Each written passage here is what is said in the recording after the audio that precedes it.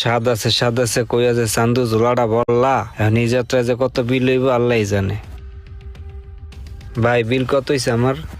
850 টাকা। 850। 850? হ্যাঁ পকেট হাত দিয়ে নামি দিতেছি, এত পাগল হয়েছেন কে?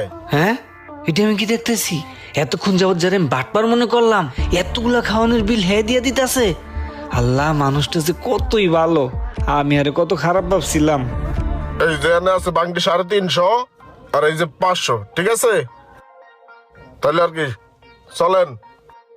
এই জায়গার খাবারের যে স্বাদ, বিল দিতে কোনো মায়া লাগে না। আল্লাহ, লোকটারে তুমি দীর্ঘজীবী কইরো, কাচ্চিটাই নাই না আমারে খাওয়াইলো। আইন ভিত্তে এই যে বিশাল বিছানা, এই রুমে আপনি থাকবেন, ঠিক আছে? তাহলে রুমটা কি আপনার পছন্দ হয়েছে? হ ভাই, রুম তো অনেক সুন্দর, পছন্দ হয়েছে।